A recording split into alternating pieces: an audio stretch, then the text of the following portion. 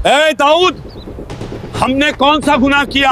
हाथ तो नहीं लगाया मछली को, ये तो खुद ही आकर फंस जाती हैं। तुम लोग इधर बैठ के बातें कर रहे हो और उधर आधा गांव बंदर बन चुका है। क्या? कैसे?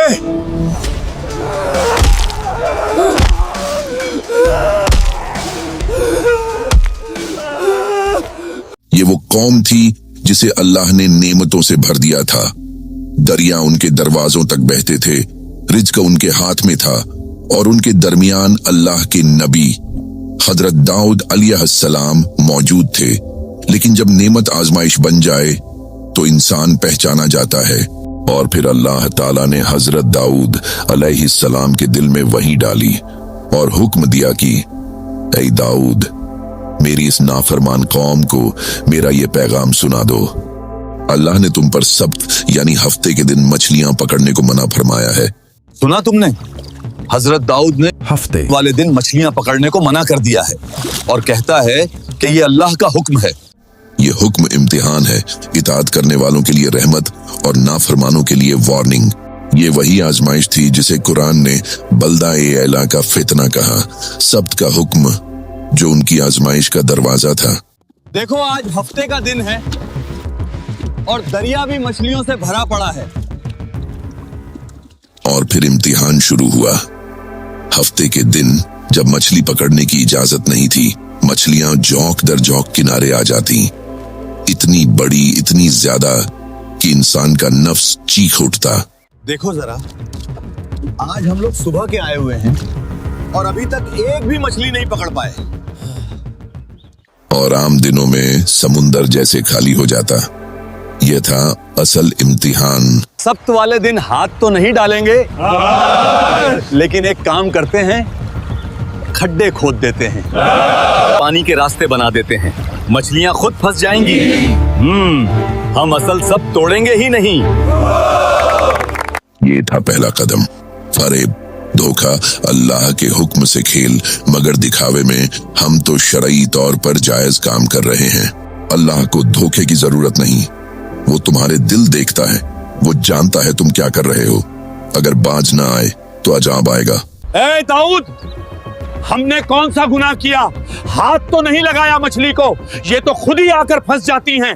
नाफरमानी हमेशा इसी तरह शुरू होती है, छोटे बहाने, छोटे फरेब, और फिर इंसान तबाही की तरफ चल पड़ता है। फिर वो शहर 3 गिरोहों में बट गया। एक गिरोह जो गुनाहगार था, जो अल्लाह के हुक्म से खेल रहे थे। दूसरा गिरोह खामोश और तमाशाई, जो कहता था हम खुद तो गुनाह नहीं कर रहे हैं, लेकिन दूसरों को रोके भी क्यों? सही कहा, बिल्कुल।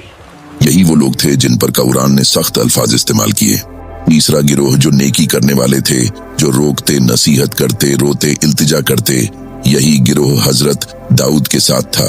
और एक रात अल्लाह का फैसला नाजिल हुआ।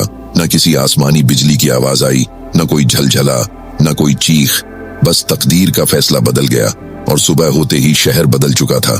वो रात मामूल की रात नहीं थी। आसमान खामोश, समुंदर खामोश, मगर तकदीर फैसला कर चुकी थी। और फिर सुबह होते ही शहर से ऐसी आवाजें बुलंद हुईं जिन्हें सुनकर लोग कांप उठे।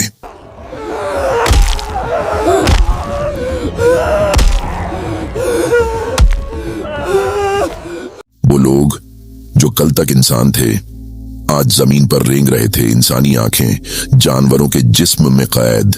कुरान कहता है फलम्मा अतौ अम्मा नुहू अन्हु कुल्ना लहुम कूनू क़िरदतन खासिईन।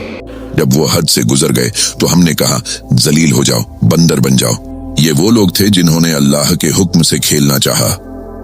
अल्लाह ने उन्हें खेल बना दिया, उनका जिस्म बदल गया, मगर याददाश्त बाकी रही, ताकि ये अजाब उन पर 2 गुना हो जाए। जो गुनाह नहीं करते थे मगर बुराई होते देखते रहे, उन पर भी अजाब आया। घर वीरान हो गए, रिज़्क़ छिन गया और उनकी नस्ल खत्म कर दी गई। ये थे खामोश गुनाहगार। और वो लोग जो रोकते रहे, हक के साथ खड़े रहे, कितने ही कम थे मगर बचा लिए गए। अल्लाह के नबी ने जब अपनी ही कौम को इस हाल में देखा तो शदीद गम से जमीन पर बैठ गए। नबी का दिल पत्थर नहीं होता, उम्मत का दर्द उसके दिल में गूंजता है। रवायात में आता है बंदर बनी हुई कौम हजरत दाऊद को पहचान लेती थी, सिर झुकाकर रोती, मगर जबान सल्ब हो चुकी थी। सिर्फ 3 दिन बाद वो पूरी कौम खत्म हो गई। न कोई नस्ल बाकी रही, न कोई याद, सिर्फ इब्रत। ये कौम सिर्फ इसलिए तबाह नहीं हुई कि उन्होंने सब्त तोड़ा, वो इसलिए तबाह हुई कि उन्होंने अल्लाह के हुक्म से खेलने की कोशिश की। आज भी जब इंसान गुनाह को चालाकी से हलाल करने लगता है, जब गुनाह को जायज तरीके में बदलने की कोशिश करता है, तो वो उसी राह पर चल पड़ता है। ये सिर्फ एक किस्सा नहीं, ये अल्लाह का कानून है। कौमें ताकत से नहीं, चालाकी से नहीं, नई टेक्नोलॉजी से नहीं, बल्कि इताअत से बचती हैं। और जब इंसान अल्लाह के हुक्म से खेलने लगे, तो फिर तारीख खुद को दोहरा देती है।